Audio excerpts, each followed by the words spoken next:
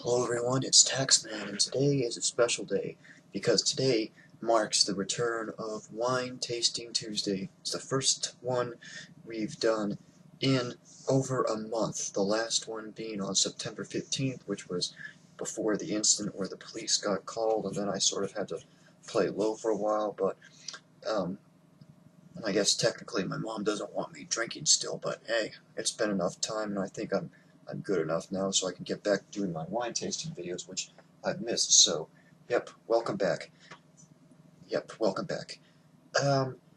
Before I start, I'll say, yep, I was able to find an old pair of glasses, old prescription, so it's not as good, but after 2 days with not wearing anything, even this old pair is a good step up, and at least lets me see at least until my new glasses arrive sometime next week.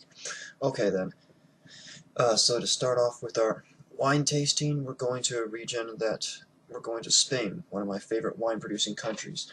This time though, we're going to a different region. We're going to try a wine from the Priorat region.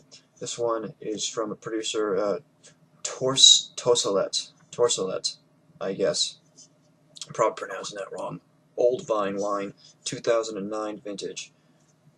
Here's the label so you can get a good look. And it is a blend of 50% Grenache, 30% Carignan, 20% Cabernet Sauvignon. Comes up at a 15% alcohol by volume. So I've had this wine open a bit at work to let it aerate. And it's the first proper tasting.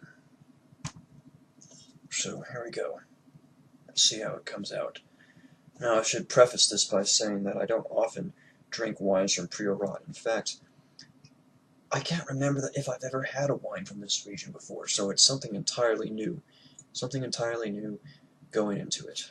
So I'll be pretty much tasting a bit blind, other than the little preview and example I gave myself when I first opened it. That was over 3 hours ago, and it's obviously evolved since then with a bit of air.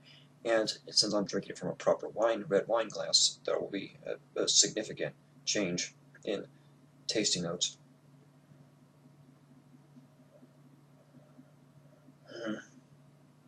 Well, I say right away, it's a bit different, definitely different than what I'm used to, or definitely different from what I've had in typical Spain. I guess I could say that the Grenache is quite apparent with this very fruity, youthful, this very fruity, very fruit-forward, jammy character. Jammy. It's definitely what you get. Almost like a type of a liqueur-ish type of concentration to it. So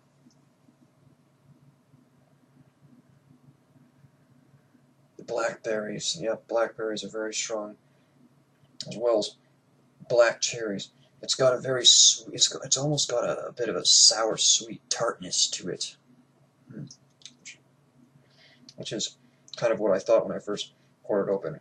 Sour, tart, kind of like a pie filling, or like a tart filling. Duh.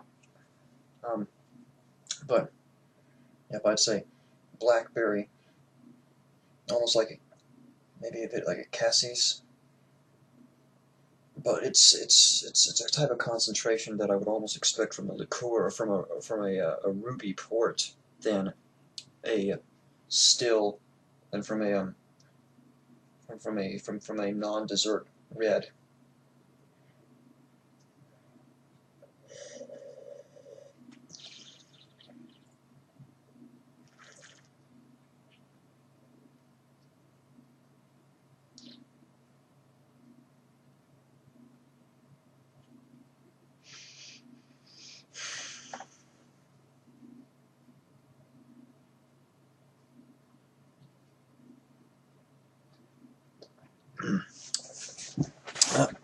Well, full-bodied. Definitely very dry, very gripping tannins. A bit rough like sandpaper, which is kind of in contrast to that almost sweet, very sweet jammy tartness that you get on the nose. So that's an interesting complex and contrast. Aftertaste is the aftertaste is a bit matterized, so kind of like what you'd get from a sherry. So lots of almonds, lots of nuts.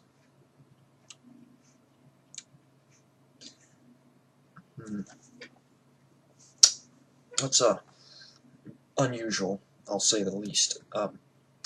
Definitely not what I was expecting. Not what I was expecting, yes.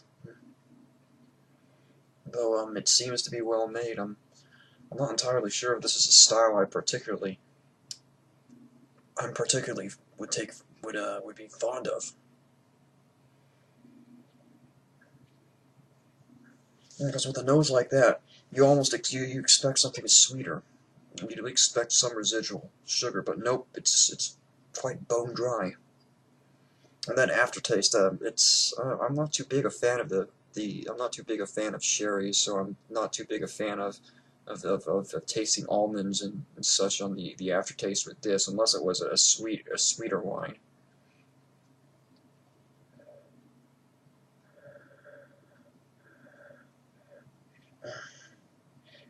There is a bit of a chalkiness, I would say, to it as well, like a chalky graphite type.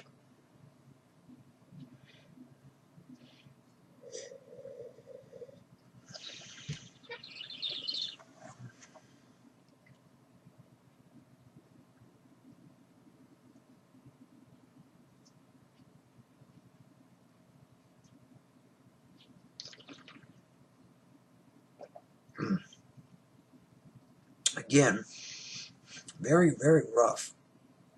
So I'd say it's more of a this wine would probably be better off pairing it with food, even with some cheese, like a creamier cheese, I would imagine, than say like a Manchego, which you would pour with a Rioja.